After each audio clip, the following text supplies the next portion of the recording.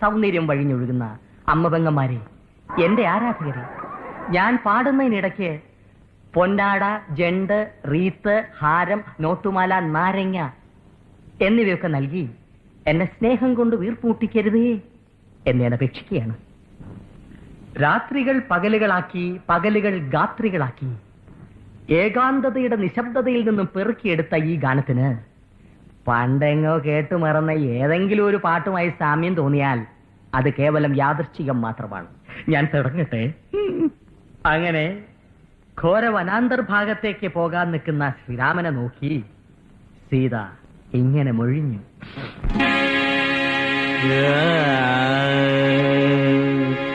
Rama Sreerama